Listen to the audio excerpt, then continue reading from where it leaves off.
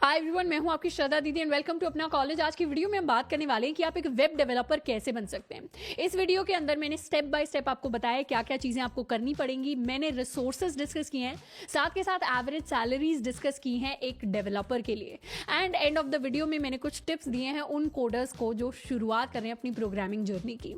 अब हमें web developer बनना है और हम ऑनलाइन जाकर या यूट्यूब पर जाकर सर्च करते हैं कि कैसे करना है, तो हमें इतनी सारी इनफाइनाइट रिसोर्सेज मिलती हैं, इतने सारे हम वर्ड सुनते हैं जिनके हमें मतलब समझ नहीं आते और हम और भी कंफ्यूज हो जाते हैं।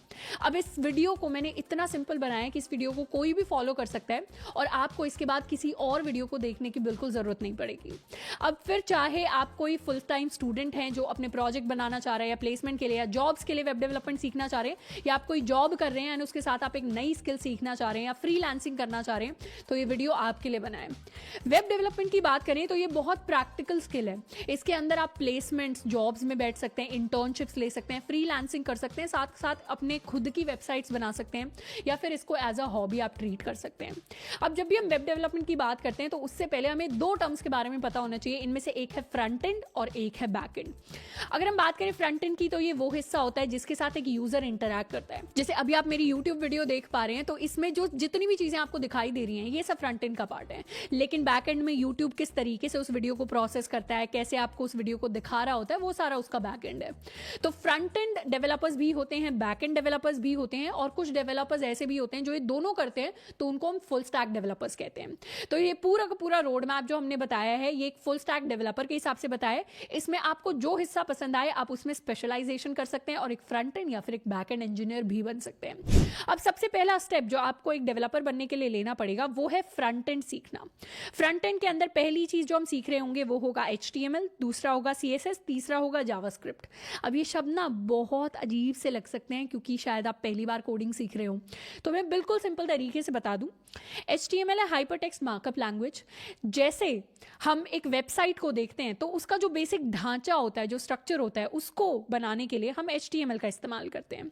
उसके ऊपर सजावट करने के लिए कौन से बटन का क्या कलर होना चाहिए, कौन सा बटन कहाँ पर होना चाहिए, हम CSS का इस्तेमाल करते हैं।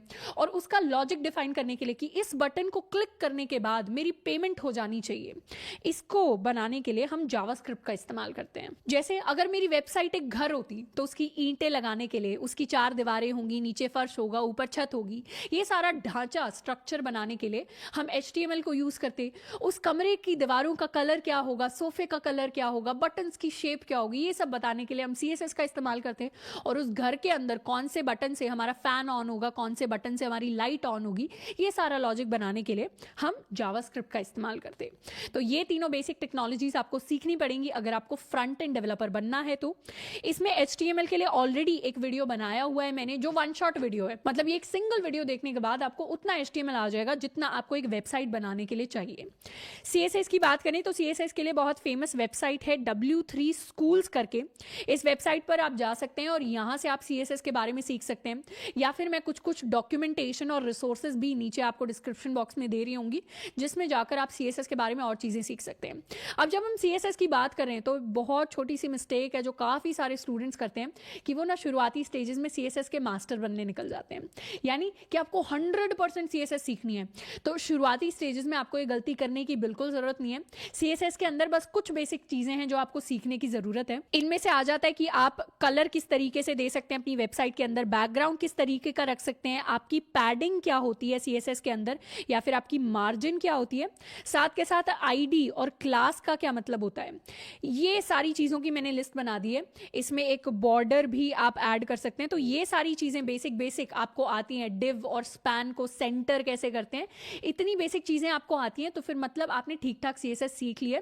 इसका आपको अभी इस स्टेज में, शुरुआती स्टेज में मास्टर बनने की ज़रूरत नहीं है। तीसरी चीज़ जो हम सीख रहे होंगे वो होगी जावास्क्रिप्ट। अब CSS और जावास्क्रिप्ट दोनों के लिए हमने डेडिकेटेड प्लेलिस्ट बनाई हुई है अपने वेब डेवलपमेंट कोर्स में, तो वहाँ जाकर आप पूरी की पूरी जो सीरीज ऑफ वीडियोस है उनको देख सकते हैं। उसके एंड में एक प्रोजेक्ट भी कराया जा रहा है, तो जावास्क्रिप्ट के लिए एंड CSS के लिए आप इसको फॉलो कर सकते हैं। अब जो स्टूडेंट्स बिल्कुल शुरुआत कर रहे हैं कोडिंग की, उनको जावास्क्रिप्ट हल्की सी मुश्किल लग सकती है। इसको भी आपको कंप्लीट नहीं करना है, सिर्फ उतना करना है जितना आपके लिए सीखना ज़रूरी है या जितना आपने कोर्स कोर्स में कराया हुआ है। अब जावास्क्रिप्ट मुश्किल इसलिए लग सकती है क्योंकि ये आपकी पहली प्रोग्रामिंग लैंग्वेज होगी अगर आप पहली बार कोडिंग कर रहे हैं, तो इसमें आपको काफ़ी सारे कॉन्सेप्ट्स होंगे जो आपको नए नए सीखने पड़ेंगे, जैसे वेरिएबल्स क्या होते हैं, इफ एल्स क्या होता है, एक लैंग्वेज के अंदर आप लूप्स कैसे लिखते हैं, या और भी थोड़ी सी चीज़ें। तो ऐसी चीज़ों से घबराना नहीं है। अब अगर आप किसी और वीडियो को देखकर यहाँ पर आए या इंटरनेट के आपने रैंडम ब्लॉग्स पढ़ लिए हैं, तो काफ़ी सारे लोग आपको अब रेकमेंड करेंगे कि आप ये रिएक्ट नाम की चीज़ सीख लीजिए, या अब आपका टाइम आ गया आप एंगुलर सीख लो, या अब आपका टाइम आ गया आप व्यू सीख लो।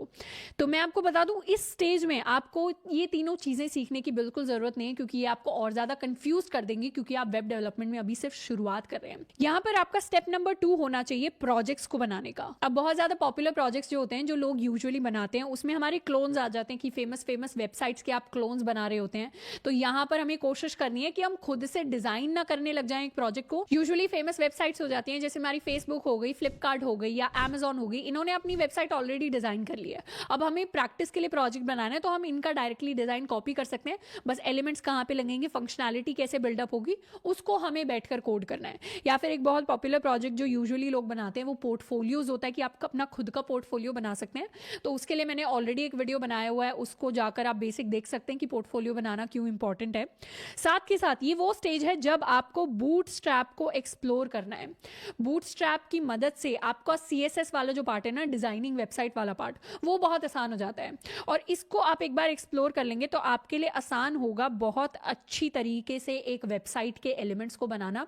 तो इस स्टेज में आप इसको एक्सप्लोर कर सकते हैं। और भी एक दो फ्रेमवर्क्स होते हैं, लाइब्रेरीज होती हैं, जिनको हम जाकर देख सकते हैं। अब प्रोजेक्ट्स के लिए मैं आपको नीचे एक लिंक दूंगी एक वेबसाइट का, जहां पर जाकर आप एक 30 डेज प्लान फॉलो कर सकते हैं, जिसमें 30 अलग अलग प्रोजेक्ट आप सिर्फ फ्रंट एंड को यूज करके बना रहे होंगे, यानी सिर्फ HTML CSS जावास्क्रिप्ट को यूज करके बना रहे होंगे, और इन प्रोजेक्ट्स को आप अपने रेज्यूमे के अंदर भी डाल सकते हैं। तो ये काफी अच्छा रिसोर्स है जिसको हम जाकर एक्सप्लोर कर सकते हैं। फिर आता है हमारा तीसरा स्टेप, फाइनली बैकएंड को एक्सप्लोर करने का। तो बैकएंड के अंदर हमारे पास कुछ कुछ ऑप्शंस होते हैं। इसमें सबसे पॉपुलर ऑप्शन, और जिसको मैं भी रेकमेंड करूंगी, वो है Node.js को सीखने का। अब Node.js आप पूछ सकते हैं ये तो अजीब सा नाम है, Node.js इसका क्या मतलब है? तो जावास्क्रिप्ट जिस लैंग्वेज को हमने सीखा एक वेबसाइट का फ्रंट एंड बनाने के लिए, इसी लैंग्वेज से हम बैकएंड भी बना सकते हैं। तो जावास्क्रिप्ट का एक रन टाइम एनवायरनमेंट होता है जो होता है Node.js। अब Node.js को समझने के लिए उसकी जो ऑफिशियल डॉक्यूमेंटेशन है उसका मैं नीचे आपको लिंक दे रही हूंगी। साथ के साथ जब आप बैकएंड के लिए Node.js का इस्तेमाल करेंगे तो उसके साथ आपको एक डेटाबेस के बारे में सीखना पड़ेगा। जब भी हम एक सिस्टम की बात करते हैं, एक वेबसाइट की बात करते हैं, तो उसमें हमारे 3 मेजर कंपोनेंट्स होते हैं।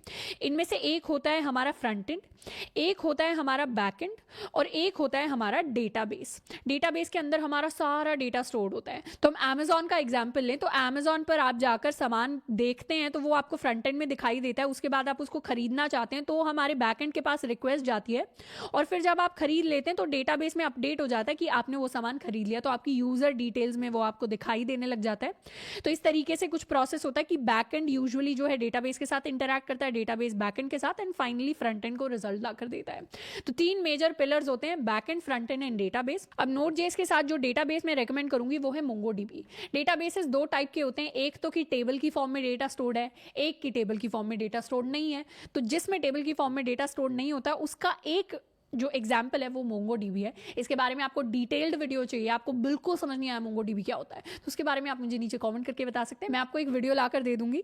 सेकंड पॉपुलर ऑप्शन जो मैं आपको बोलूंगी वो है कि आप पाइथन सीख लीजिए, उसके बाद Django पर काम करिए, और उसके साथ आपको जो डेटाबेस मैं रेकमेंड करूंगी वो है SQLite। यहाँ पर MongoDB नहीं, SQLite मैं सजेस्ट कर रही हूँ। इसके अलावा और भी पॉपुलर ऑप्शंस होती हैं, जैसे PHP हो गया, जो पहले बहुत ज़्यादा यूज़ होती थी। अब पुरानी जो वेबसाइट्स चली आ रही है उनमें तो अभी भी यूज़ होती है, पर जो नई वेबसाइट्स आती हैं, जो स्टार्टअप्स नई नई बना रहे हैं, उनमें यूजुअली ये नहीं यूज़ हो रही। एंड जावा भी एक ऑप्शन है जिसको आप एक्सप्लोर कर सकते हैं। पर यहाँ पर अगर आप बिगिनर स्टेज में हैं तो मैं बोलूँगी ज़्यादा एक्सपेरिमेंट आपको करने की ज़रूरत नहीं है। आपने जावास्क्रिप्ट ऑलरेडी सीख लिया है फ्रंट एंड के लिए, तो आप Node.js के साथ जाइए, एंड सारी की सारी चीज़ें जो डेवलपमेंट में है वो इसके अंदर आपको पॉसिबल मिलेंगी।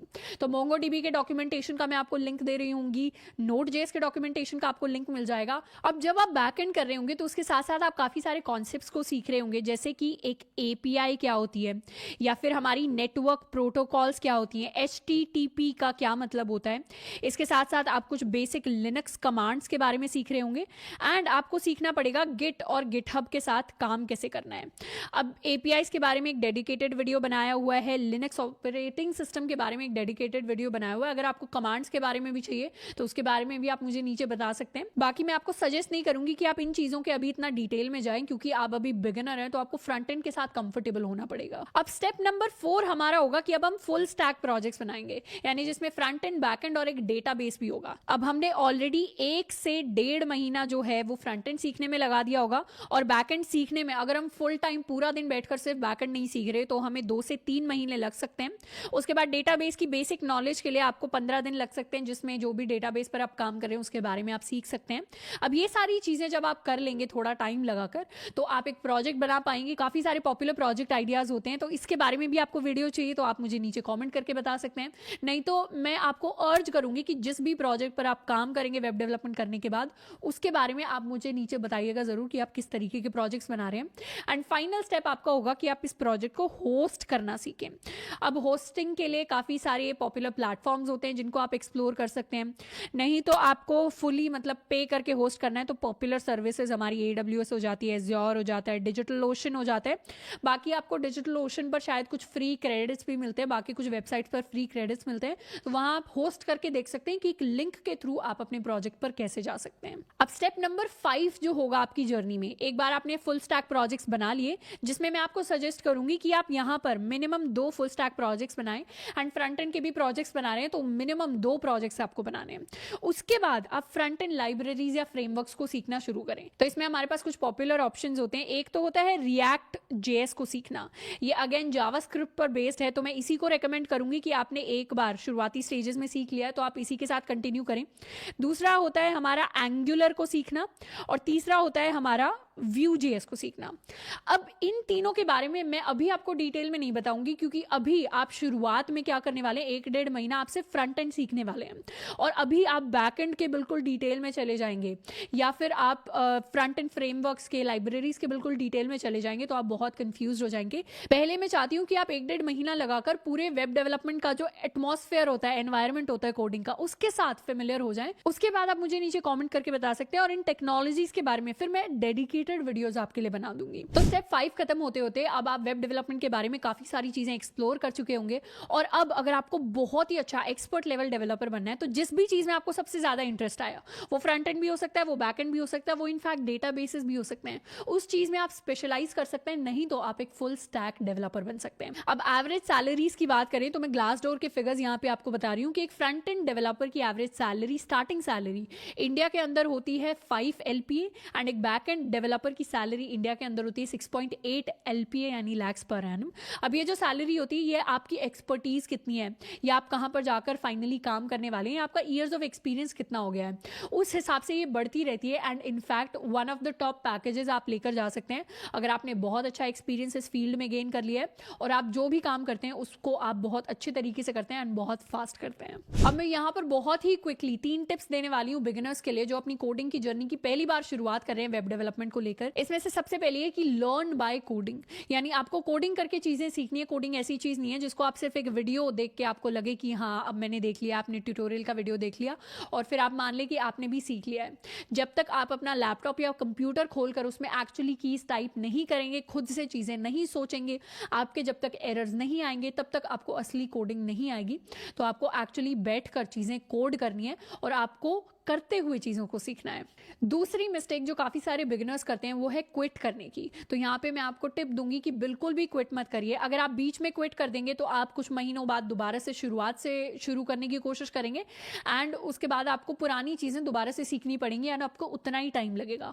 अगर आपको किसी स्टेज पर ऐसा लगता है कि कोई बहुत मुश्किल चीज़ आ गई है तो पहले तो उसको खुद सॉल्व करने की कोशिश करें, और अगर फिर भी सॉल्व नहीं हो रही है, आपको उसका कोई सॉल्यूशन नहीं मिल रहा है, तो उसको वहीं पर आप ड्रॉप कर दें और आगे वाला जो प्रॉब्लम है, आगे वाला जो टॉपिक है, आगे वाला जो स्टेप है, टेक्नोलॉजी है, उस पर आप बढ़ जाएं और उसके बारे में सीखते रहें। तो जब आपको और थोड़ा सा एक्सपीरियंस हो जाएगा तो आप वापस आकर उसी प्रॉब्लम को फिर से टैकल कर पाएंगे जब आपके पास ज्यादा रिसोर्सेज और ज्यादा एक्सपीरियंस होगा। तीसरी टिप जो मैं आपको दूंगी वो ये है कि अपनी लर्निंग में गैप आपको देने की बिल्कुल जरूरत नहीं है, क्योंकि अगर आप 3 दिन से ज्यादा का गैप देते हैं तो उसके बाद आपके दिमाग से चीजें निकलने लगती है।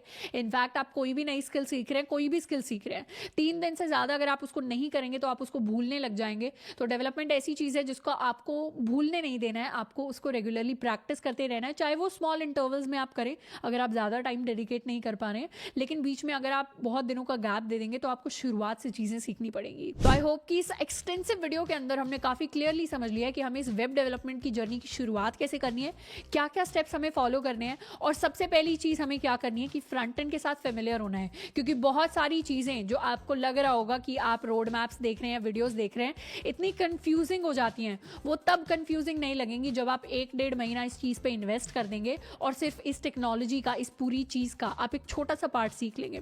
उसके बाद आप और ज़्यादा इक्विप्ड हो जाएंगे, आप और ज़्यादा सक्षम हो जाएंगे नई चीज़ों को खुद से एक्सप्लोर करने के लिए। तो आज के लिए इतना ही, मिलते हैं नेक्स्ट वीडियो में। Till then keep learning and keep exploring.